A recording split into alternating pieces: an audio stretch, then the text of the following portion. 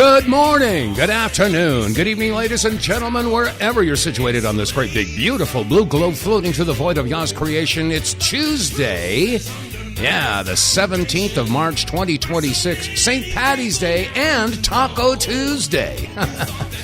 Tell me if it all really matters at this point.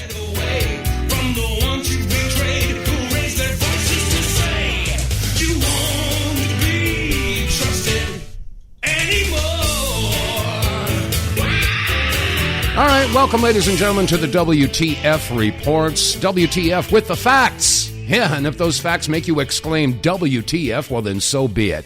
I'm your host, Dave vonKleist, and there's so much to cover today. I'm going to be all over the map with a whole bunch of different information, but we have to be really discerning these days because there is so much propaganda being thrown out there. I mean, flat out lies, misinformation, disinformation. And again, if you're forming your opinion based upon misinformation, disinformation, propaganda, and lies, that means that your opinions are extensions of the lie. And it's really hard to form a clear opinion because we're being thrown so much garbage these days. And yes, we're all feeling like we're standing up in a hammock with roller skates on, juggling chainsaws. Because we are constantly pummeled and inundated with controversies, scandals, tragedies, horrors, and it really keeps your vibration down. There's almost no way to avoid it, and that's the point. They don't want your vibration or your spirit to rise. They want you to feel depressed. They want you to feel angry. They want you to feel sad. They want you to feel, all those negative emotions that keep us in the dark. And that's, unfortunately, this appears to be working because so many people are losing faith, losing hope, losing their heart. And again, I point out the simple fact that, we as Americans, we have to rediscover what our American spirit is. We love to sing along with, Lee Greenwood, I'm proud to be an American where I get to think I'm free, and we get to, feel good about ourselves. But what is there to feel good about right now? And that's the whole point. We're just, like I said, we're being pummeled with negativity on the front, the back, the right, the left, the up, the down, everything. And they're counting. The powers that be are counting on the fact that most Americans have the attention span of a potato. I mean, seriously. I mean, we go from one, controversy, one story, one scandal to another. It's like, last week I did a show all about squirrel over here, squirrel, oh gosh, October 7th, squirrel, an inconvenient study, squirrel, the pandemic, squirrel, Charlie Kirk, squirrel, Clinton testifying, squirrel, voter fraud, squirrel. And we can't focus because we're all, being torn in this direction and that direction, coupled with the fact that our economy and our living situations, I mean, I talk to lots of people and everybody's going through some sort of trauma. Either their job situation is bad, or their health is bad, or their family situation is bad, or their housing problem is bad. I mean, it's across the board. And this is psychological warfare. This is done by design to keep us all, unbalanced. Yeah, there's a lot of unbalanced people out there, but I should have said off balance instead of unbalanced. But then again, the result is that, yes, there are a lot of unbalanced people out there. And it's so hard to sort through this stuff. I mean, this whole, for example, is Benjamin Netanyahu still alive? A lot of people are saying, well, he was unalived. He was taken out by a missile strike. And yet they put out these videos here, and one after another. All three of the videos that have come out in the past week have all kinds of anomalies, glitches, if you will, that indicate that they were AI generated. And there was one that was just released, Bibi Netanyahu with Mike Huckabee. I just saw it about 5 minutes before I went on the air. I said, I've got to go through this one, see what this is the one's all about. I haven't had time to look at it, see if I can't find some anomalies. But people don't know. They don't know. Is he alive? Is he dead? What's going on with this war? Is Tel Aviv really being bombed? There are some people that are saying, well, yeah, they're getting some missiles, but it's not the devastation that, some people are claiming. And, of course, Israel has said that, anyone who is caught uploading videos of the damage in Tel Aviv will immediately be sentenced to 5 years in prison. So a lot of people have been scared about putting out any videos, and understandably so, because, Israel is a brutal, brutal regime. But I have to say, I'm not surprised at all that so many people are losing heart. And anyway, okay, I'm going to see if I can go through some of the clips that I've got here. Let me see, where do I start? Okay, Rick Sanchez. Of course, he worked for many years for CNN. And, I guess it was about 10 years ago, he made the change and went to RT. And again, I suggest people go to external sources of information. When I say external, I mean not domestic. You're not going to get the truth from ABC, NBC, CBS, MSNBC, CNN, Fox. You're not going to get the truth there. And you're not going to get it either if you go to Newsmax, or you go to OAN, or you go to News Nation. Any of these other domestic news networks out there, they are all influenced. They are all, all you got to do is look at the commercials that they run. How many big pharma commercials are you going to see on CBS or NBC? Lots of them. I would venture to say, a good guess would be about half of their income comes from advertising from big pharma. So they're not going to talk anything negative about big pharma. No, they're going to support big pharma in any and every way that they can. So you're not going to get true information from them. And then as far as OAN is concerned, they're still running commercials, about, these poor elderly Holocaust survivors in Israel, and all they have to eat is porridge. And yes, and that we have to send money. Please send your monthly donation off to Israel. As if they don't get enough. My gosh, everybody's screaming about that. How many billions and billions of dollars have we sent over to Israel? What do we get out of it? We get sucked into more foreign wars. And that leads me to what's going on with Trump. Okay, today, of course, is St. Patrick's Day. And as we speak, he's entertaining a dignitary from Ireland.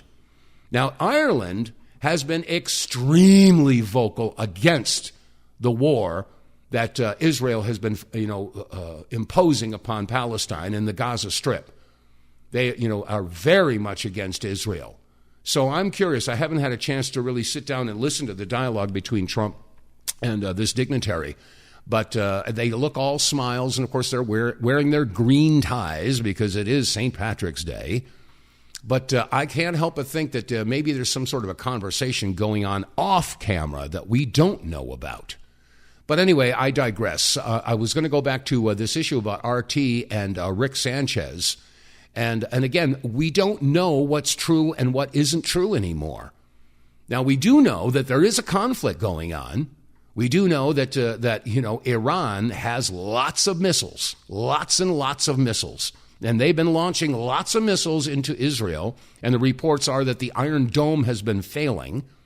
Now, again, is this true? Is this propaganda? Is this correct? So I was talking to a friend of mine, and he said, hey, it's interesting because, usually if there's bombing going on, people lose electricity. And yet there are videos coming out from Israel, from Tel Aviv, where people are on the street and they still have electricity. So is the bombing going on? Is it as bad as people are saying? On the other hand, there are other people that have posted videos, and again, they could be AI generated. I don't know. Of, a woman in the street, and she's panning her camera around, and the devastation is just horrible. And she's saying, these are crimes against humanity because these are civilian structures, apartment buildings and stuff like that, And she's, complaining that Iran is committing crimes against humanity because they're bombing civilian targets. And then people are responding and saying, whoa, wait a second. It was okay for you guys to do that in Gaza. You've been doing that to the Palestinians for decades and decades, and now you're on the receiving end of it, and you're crying victimhood and crimes against humanity.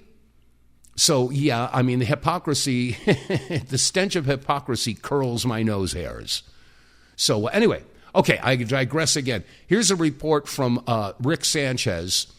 because there's a lot of stuff that's coming out. And again, Rick Sanchez is with RT, and I trust RT more than I trust any domestic network, although they are also going to be slanted one way or the other. But anyway, here's Rick Sanchez. I'm going to show you a map of the approximate locations of these attacks on ships today in... Okay, I'm sorry, he starts off with a report from CNN. So you're hearing a woman, I don't know who it is, she's off camera, but it's a CNN report, and then Rick Sanchez comes in to comment. The Strait. Iran's strategy is now clear. A war on global trade. So the more Iran suffers, the more everyone else will too. Interestingly enough, those are reports from CNN and from NBC. Of course, both of those networks, you may know, if you understand American politics like I do, those are both networks that are blatantly anti-Trump. They hate Trump, right? So they're anti-Trump networks. And now they're using what may be a failing war, as they describe it, right, to attack him. It's not like they're wrong about criticizing the war. There's plenty to criticize about this war. But are they biased? Hell yes, they're biased. They're biased against the president.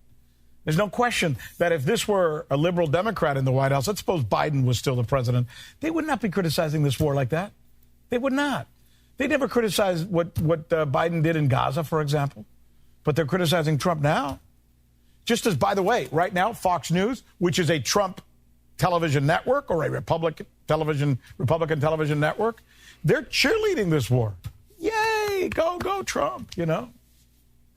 That's just the reality. It's ugly. It's terrible. That's not what journalism is supposed to be. But that's the reality of news in America right now, which is one of the reasons I'm no longer working there.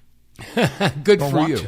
Good for you. And this is why I start every show with that song, You Won't Be Trusted Anymore. And I've been screaming from that rooftop for 30 years. Anyway, here's another installment from Rick Sanchez. Here it is. You know who else knew? I knew. You know how I knew? Because I went to Iran, and I sat down, and I did an interview with the foreign minister of Iran. And I asked him, what are you going to do if the Americans actually attack and the negotiations falter? And here's what he said. But what if they attack, and what if they use aggressive means? What would your retaliatory strategy then be? We defend ourselves. How? You know how. You would attack the U.S. bases in the Gulf countries? We would attack U.S. and U.S. assets and facilities, everything they have in our, neighborhood. You seem almost uncomfortable saying that. Are you? I am? No, I'm not uncomfortable. The only point is I don't want to, express something. Yes. Which I don't like it to happen. Of course. I'm a man of diplomacy. I'm a man of dialogue. I thought that was a fascinating moment because I almost feel like he didn't want to say it, but he was saying it. Mm-hmm. Yeah.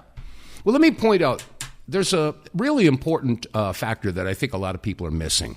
Okay. Now, I'm going to preface this by saying, when it comes to self-defense, okay, there's a lot of different ways that you can defend yourself in hand-to-hand combat. And you think of all the different, methods, there's kung fu and there's judo and there's taekwondo and tai chi and all these different approaches towards self-defense. All right. And all of them have their own philosophies. And the same thing could be true when you talk about waging war. What type of military intelligence and what type of military planning do you have?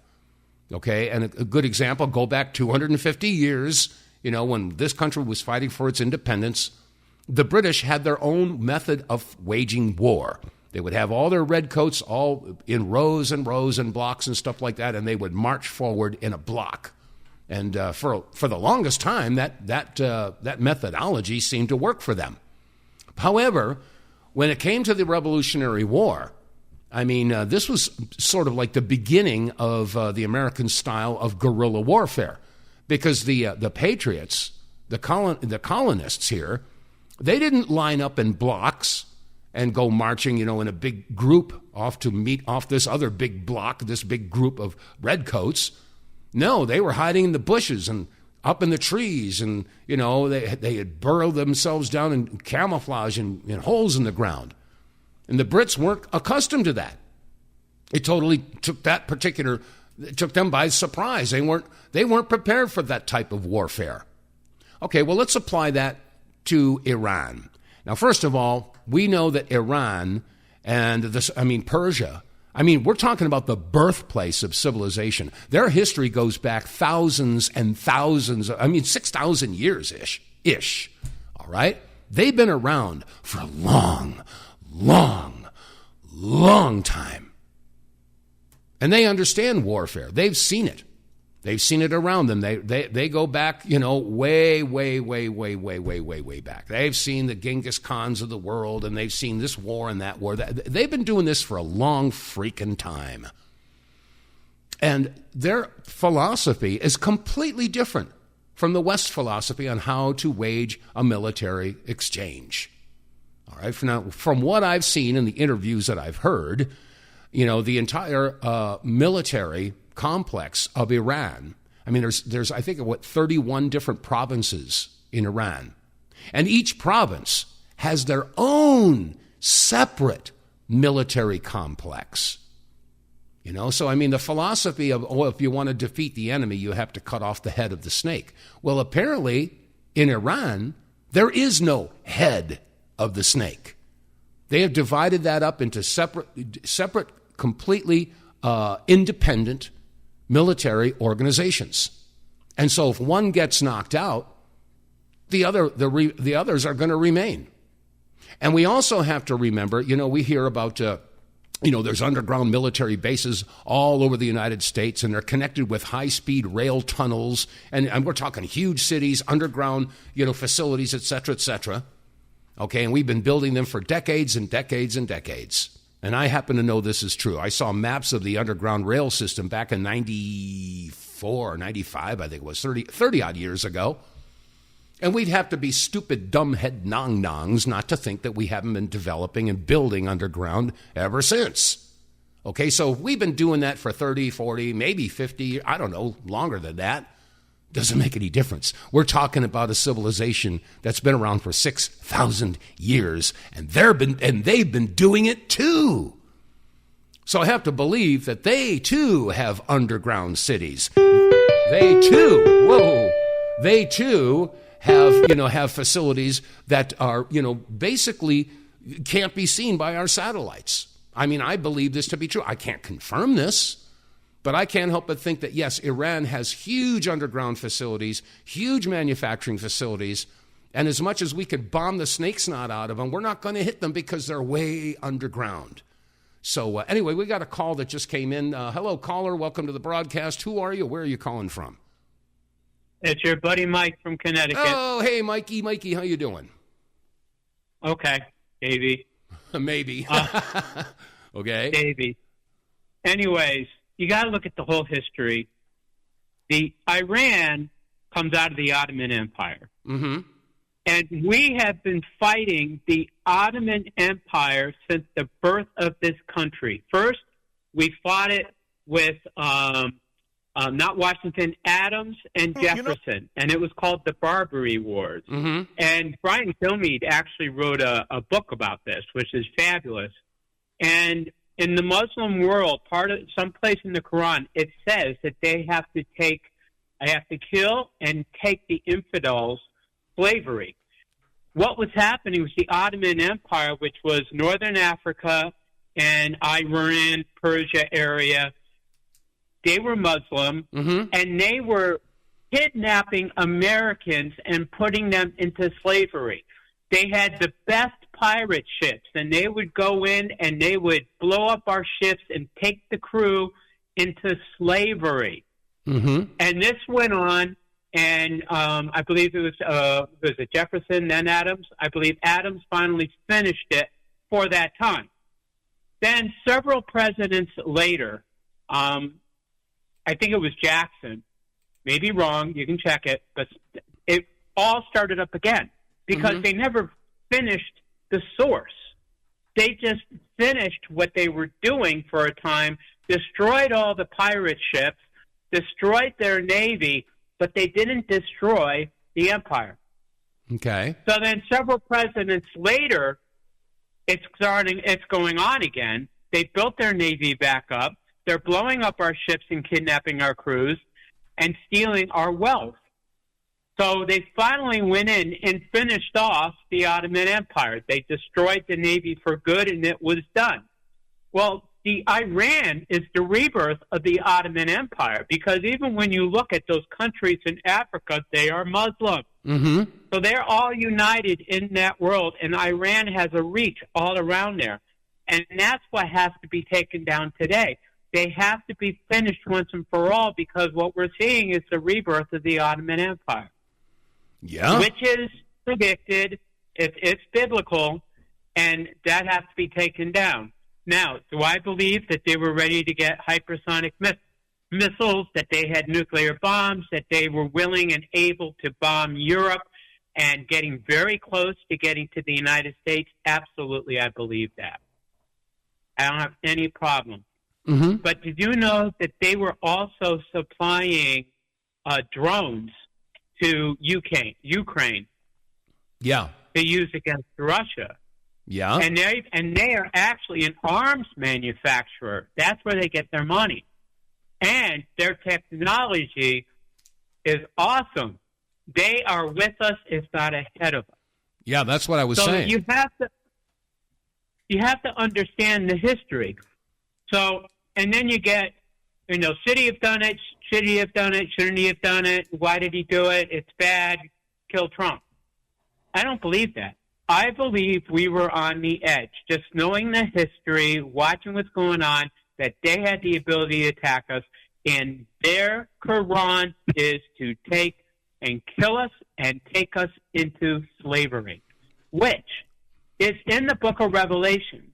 The United States is not there when we're at the Battle of Armageddon, which I believe we're leading to within the next 10 years. I think it's shorter than that. I don't think we have 10 years before that battle. I think we're seeing the beginning salvos. 2033, 2034. Yeah, well, we'll see. But in the end times, in the book of Revelation, the United States is already gone. We are not involved in the Battle of Armageddon. And it says that the great power from the east, mystery of Babylon, whatever we are, that we were taken off into slavery. It actually says that in the book of Revelation. That does not identify the United States as a country or North America as an area. It calls us by what our ancient biblical name would have been. Okay. So we're taken off into slavery. So when you understand the Quran and the Ottoman Empire and Iran's power and Iran's job in history, they were getting ready to take us out. Now, the book of Revelation is not set in time. There are no dates. So it can be flushed, and it depends on what the people do, whether the people come back to Christ and what our governments do and what happens in that battle up in the heavens. Mm-hmm. Okay? So that end time date can be changed. So by Trump going in and stopping Iran before it could move us closer to the end times, we just may have been able to buy some more time before it all happens. Well, that's possible, but I want to back up a little bit. They all said, you mentioned that they want to kill the infidels. Now the question is, what is an infidel? Now the way I understand anyone who does not believe in God. That's the way I understand it. Now what I also understand is that, believe it or not, Muslims and Christians have some common values. All right. As a matter of fact, the biggest train station in Tehran. The way I understand it, I've seen some videos of it, the biggest train station in their subway system or their tube system happens to honor Mother Mary. They see her as a holy woman. They also see Jesus or Yeshua as a holy prophet. Okay, they revere and they honor Jesus Christ or Yeshua Messiah. All right, and I find it interesting because you and I talked about this not too long ago. The Muslims and Christians have a common belief, and that is that there will be an Antichrist. They do believe that. That's something that Christians and Muslims share in their belief. Now, the thing is, the Jews don't believe that that's going to happen. They see that they're waiting for the return or the arrival, shall I say, of the Messiah. So if the Jews see the arrival of the Messiah, but Muslims and Christians see the arrival of the Antichrist, that's something that we need to put in our pipe and smoke. There's two different approaches. But okay, there's a glitch. Okay. The Muslims do not worship the same God that we do. Mm-hmm. Allah is not our God. Okay.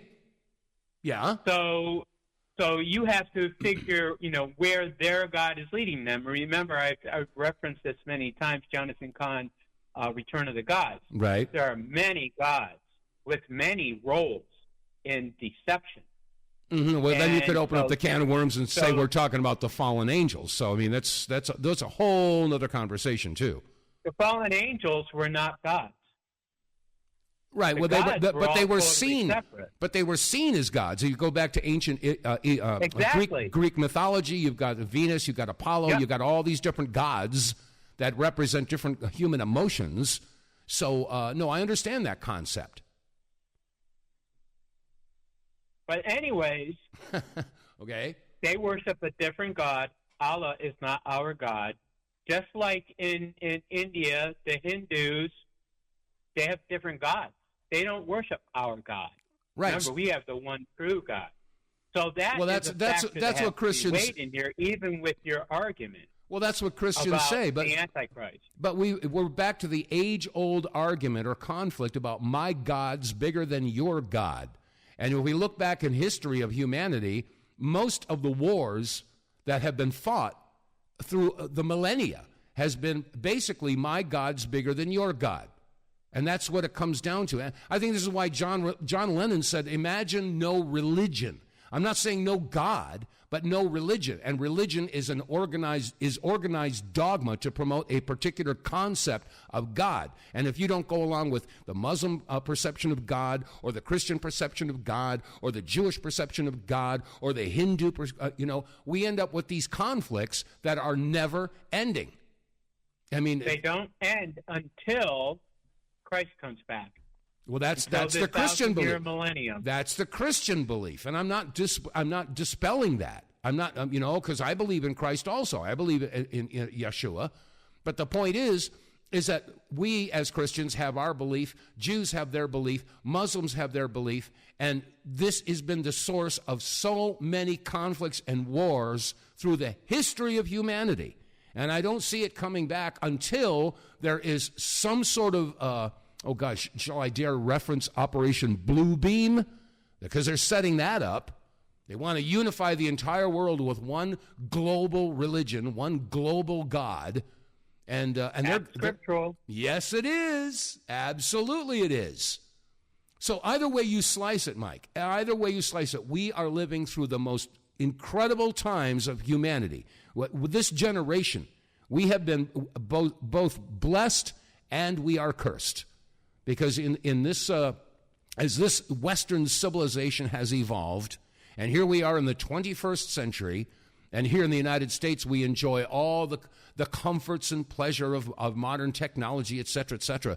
Well, you know what? I think that three-legged stool is going to lose one of their legs. And I think we're going to be knocked down to our lowest denominator. And I don't think that it's going to be just the United States. The entire West has got to be knocked down.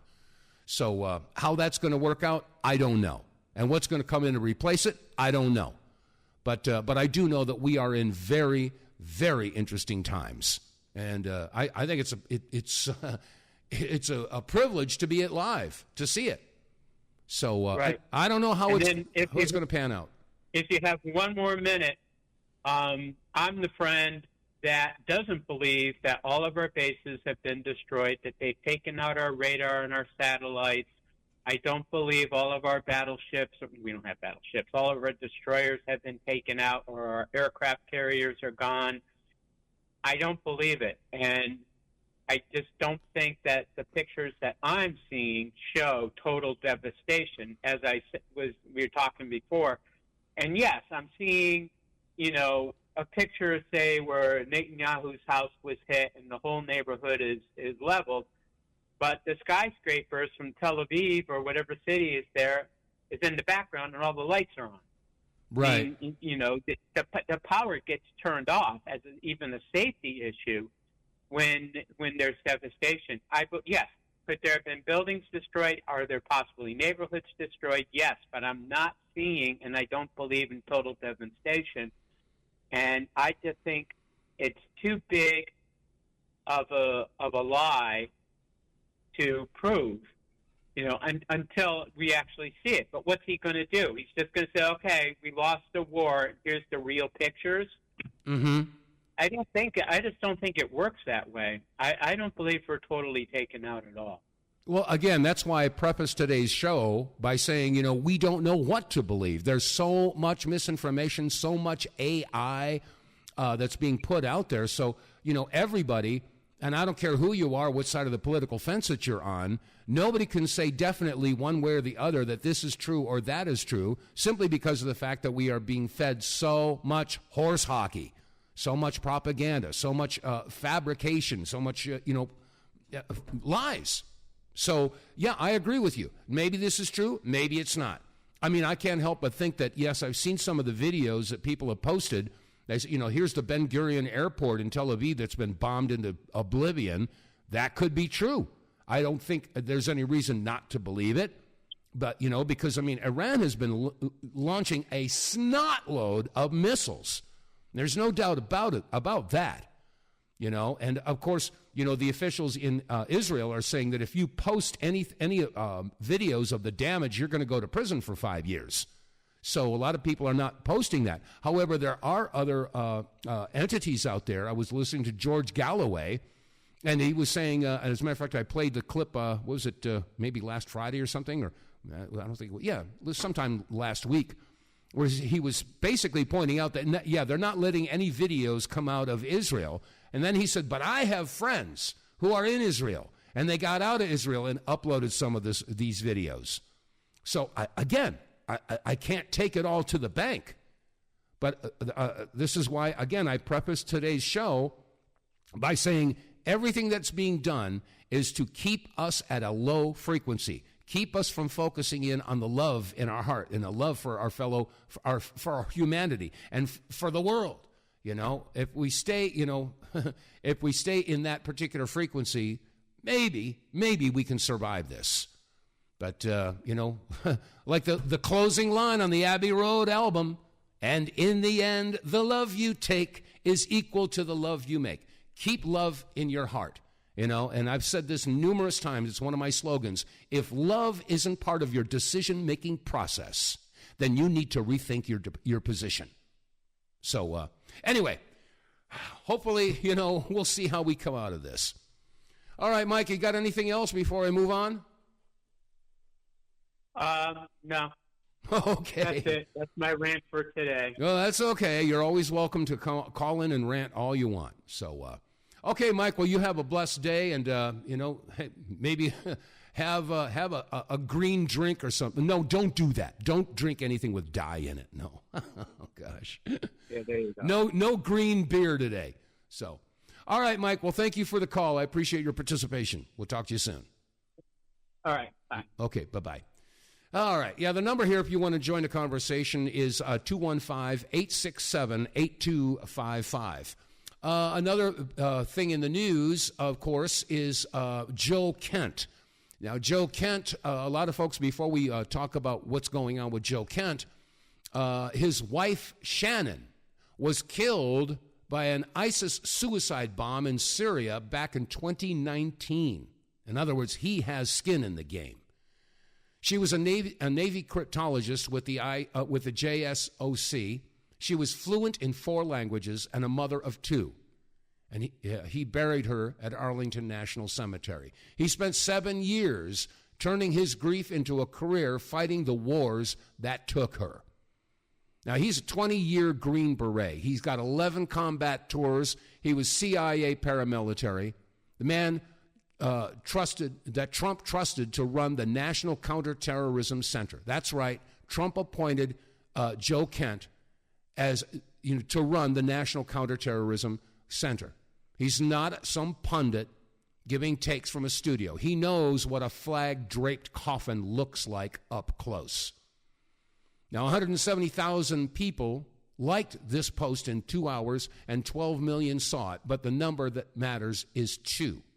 That's how many sons are growing up without their mother because of a war just like this one.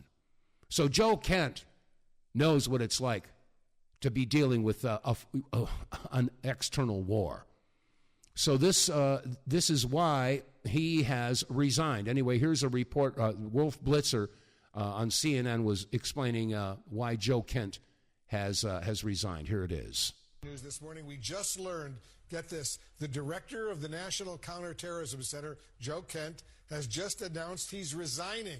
CNN national security reporter Zachary Cohn is joining us right now. Zachary, what more can you tell us about this dramatic development?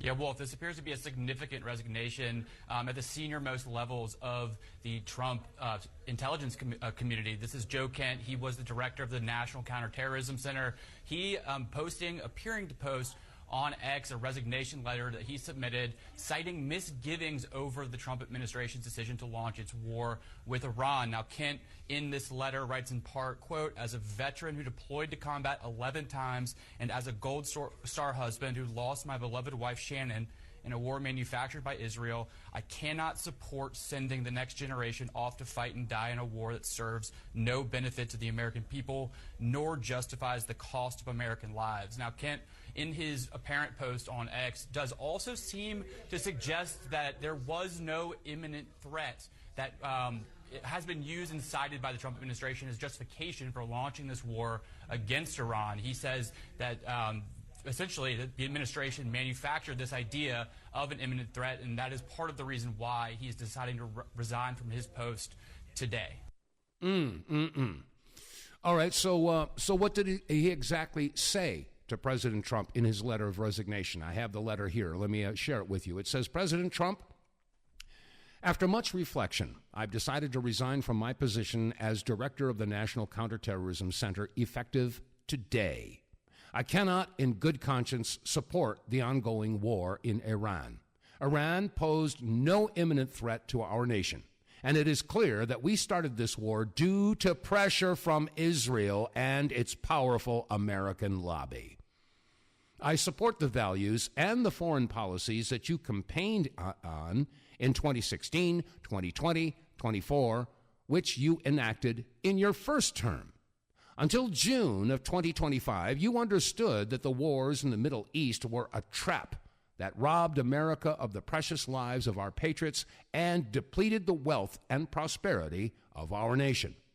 In your first administration, you understood better than any modern president how to decisively apply military power without getting us drawn into never-ending wars. You demonstrated this by killing Qasem Soleimani and by defeating ISIS. Early in this administration, high-ranking Israeli officials and influential members of the American media deployed a misinformation campaign that wholly undermined your America First platform and sowed pro-war sentiments to encourage a war with Iran. This echo chamber was used to deceive you into believing that Iran posed an imminent threat to the United States, and that, should you strike now, there was a clear path to a swift victory. This was a lie, and is the same tactic that Israelis used to draw us into the disastrous Iraq war that cost our nation the lives of thousands of our best men and women. We cannot make this mistake again. As a veteran who deployed to combat 11 times, and as a Gold Star husband who lost my beloved wife Shannon in a war manufactured by Israel, I cannot support sending the next generation off to fight and die in a war that serves no benefit to the American people nor justifies the cost of American lives.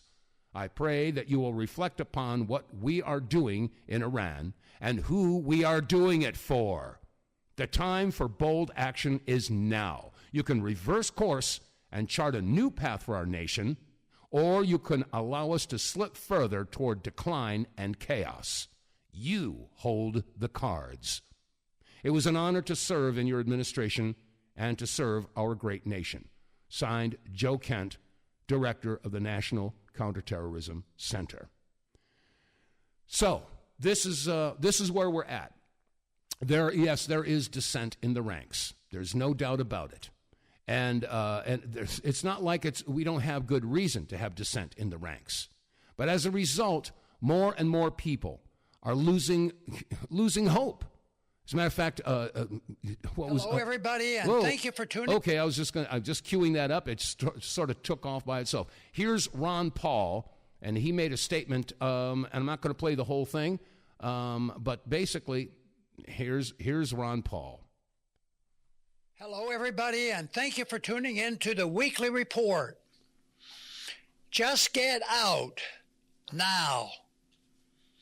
As is becoming clearer from President Trump's own statements and those of his staff, along with press reporting, the U.S. has launched a major war without the input of the experts we pay to advise the president on such matters. The State Department, Pentagon, National Security Council staff, Defense Intelligence Agency, and NSA were simply bypassed because, as White House spokesman Caroline Leavitt said, President Trump had a feeling Iran would attack. The president's real estate developer son-in-law and friend reinforced that feeling when they returned from the second round of talks with the Iranian foreign minister and his team. However, as the news outlet Responsible Statecraft reported over the weekend, both son-in-law Jared Kushner and friend Steve Witkoff appear to have misrepresented those talks in a way that helped push President Trump toward war. No State Department officials were on hand to ensure the reporting was accurate. Also, arms control experts at home, according to the RS report, believe that the duo appeared to have fatally misunderstood a series of basic technical and historical matters regarding Iran's nuclear programs, leading to inaccurate information conveyed to the president. Congress was completely out of the picture, seemingly uninterested in performing its constitutional duty, and no case was made to the American people that they must sacrifice and die once again for a war in the Middle East. Okay, I'm going to pause it right there. Now, why was Congress silent about this? Why didn't the Senate or members of Congress say anything? It might have to do with the fact that 93% of our members of Congress are paid off by Israel. That might have something to do with it. And before you diss Ron Paul again, keep in mind that, remember he was running for president back in 2008?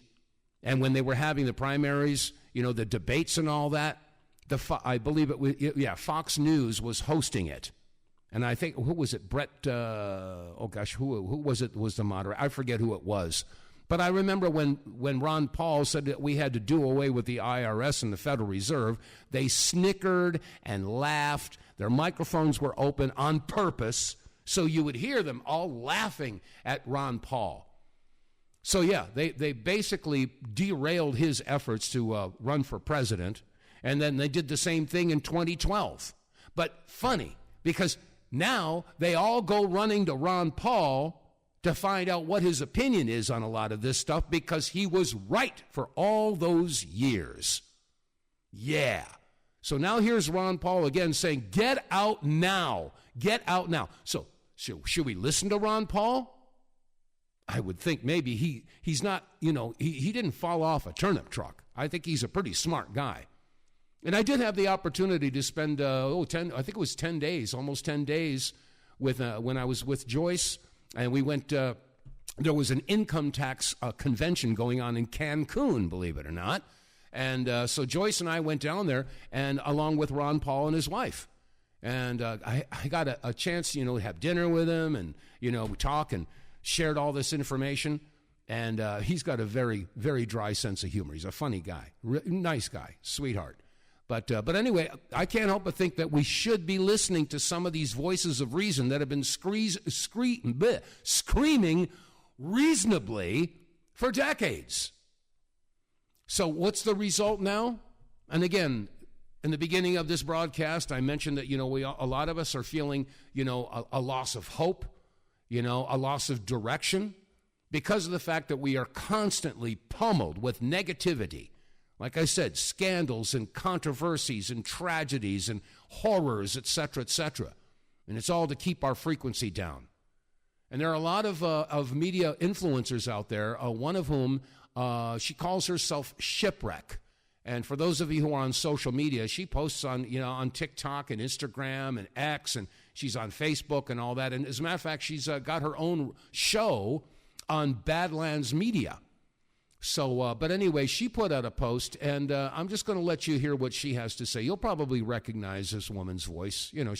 She's blonde, she's got glasses, and she makes a lot of sense in a lot of her posts. I don't agree 100% with all of it. But I found this post a bit poignant. Give a listen. I learned anything here in God's 2026 is that we can't stop it. We can't. And I'm sorry about that. We can slow it down. We can rage about it, and we can express our feelings about it and how we don't want it. But we can't stop what's coming. And what's coming isn't what you probably want. The Palantir digital tracking, the digital currency, just digital life as a whole will all become little nanobots in the matrix of life, tracked at every turn, on every device, throughout every movement you make every day. We thought we had one shot. We had one shot to stop it, and we showed up in droves, and we voted, and we prayed, and we hoped. We knew that if we voted the other way, it would come faster. So we voted the way that we did in hopes to stop it. We didn't stop it, though. We just slowed it down. The depravity still exists. It's just not as prominent in your algorithm anymore because it's not the cool thing. It's not the trending thing anymore. Boy, I'm sorry about that. And we're going to do what we need to do. We turned to God, and we turned back to Christ and turned back to our faith, but it's not going to make things any less hard. It's just not. The thing you can do now is to find the blessings in the small things, to romanticize portions of your life to the best that you can, light candles every morning and turn on soft lighting to create a peaceful space so that my kids can go out into the world and my husband can go out into the world, and that's full of chaos and confusion. Hopefully they can go out with a much calmer aura about them because their day started calmly, because I can't stop it and I can't fix it. We're not voting our way out of this, that all of it. And they used to say it, and I used to say, you know what, maybe it was, but this time this is it.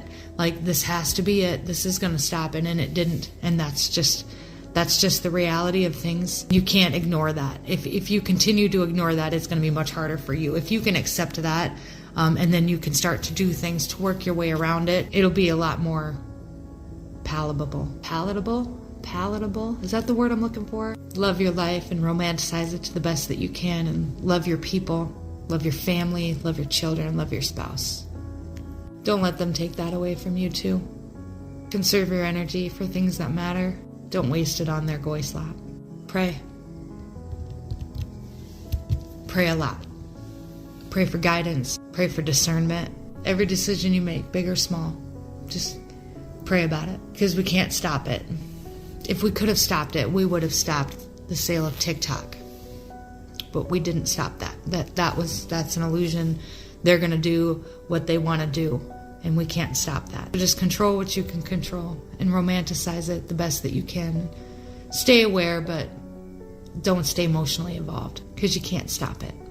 And that's going to have to be okay. Yeah, it's sad, but yeah, I think she's making some good points. Keep love in your heart. Keep close to your family, your loved ones, relatives, people around you. Because love is the only thing that we get to take with us. You remember the movie Ghost? Remember with Patrick Swayze and Demi Moore and Whoopi Goldberg? Remember the final scene in that movie after the bad guy had been defeated, etc., and you got Whoopi Goldberg and Demi Moore, they're huddled over in the corner, and then all of a sudden, for the first time, they can actually see Sam. Okay, he's the ghost. And Whoopi says to Sam, she says, hey, they're waiting for you, Sam. And he turns and he looks at the light, and he turns back and he looks at Molly, and he says, Molly, it's wonderful. He says, all the love, you get to take that with you. I believe that. I believe that it's your spirit. I think if you want to call it karma or whatever, you get what you give. You put it out there and be as positive and loving as you possibly can. And you don't do it because you want accolades or praise or you want to impress people or anything like that. If you're doing it for those reasons, you're doing it for the wrong reasons. That's one of the reasons why, 20 years ago, but I'd had enough of being on the front lines, 20 odd years ago, traveling all over the country, being a keynote speaker, being interviewed and recognized, and doing the power hour, we were making good money. But, we're not here to make money. We're not here to be praised and to be idolized, et cetera, et cetera. That's all. None of that matters. None of that matters. You can't take it with you. You come into this world naked, you're going to go out naked. And it's not, it's not all about, having some sort of a legacy. 100 years from now, nobody's going to know who you were. Nobody. Your great-great-grandchildren, they might, if we still have a civilization by then, there might be some old photo album with a picture of you going back, oh yeah, that was my great-great-grandfather. Did they know you? Did you make an impression on them? No, you didn't. You're just going to be, a piece of a scrapbook. There are some people whose legacy will live on. Yeah, there are some people who become incredibly famous, and, you can think of pretty, famous presidents or famous entertainers, et cetera, people who made their mark in civilization. Okay, so they have a little bit of a legacy, but chances are you, I, your neighbor, your family, co-workers, none of us are going to be remembered in 100 years. So what's the point? The point is that you're here now, today. And what you do today is what counts. And you don't worry about what happened yesterday. You don't carry any type of grief or remorse or anything like that. That's just, wasted energy. And you don't worry about what's going to be coming, because that's just, that's just using your imagination to foment negativity. Just be, I know I'm being esoteric here, but just seriously, be in the now. Appreciate what you've got right now. Count your blessings, whether they be, whatever the blessings are. We've all got them. We've all got our problems as well. But the bottom line here is, like Bing Crosby saying, you've got to, accent the positive and eliminate the negative, whatever the song did. I forget what the words were, but you know what I'm talking about. Just, stay in the light. And be a light for people around you, because that's what's important. I had a little bit of an experience a couple nights ago. I'll share it with you. There's not enough time to get into it here, but it just showed me once again that you get what you give, and that karma is real. If you smile at somebody, chances are they're going to smile back, and that's more important than probably anything else that you could do or anything else you could share with anybody. All right, that said, all right, that's going to wrap it up for today's St. Patrick's Day edition of the WTF Reports. And if you're enjoying this broadcast and the information that I share with you, I ask respectfully and humbly that you click like, share, subscribe, and make a comment if you're listening on BitChute or Rumble or YouTube or Facebook or whatever. Help us to grow this channel. And if you enjoy what you're hearing, please do business with our sponsors. Go to TheWTFReports.com, click on the sponsors page, pick up a Wave watch or some Get More tank or maybe some WTF Reports merchandise. Anyway, that said, God willing, I will be back tomorrow with more of the news I hope and pray you never hear. I'm Dave vonKleist. These are the WTF Reports. Stay safe, stay free. God bless you all, and God willing, I'll see you tomorrow.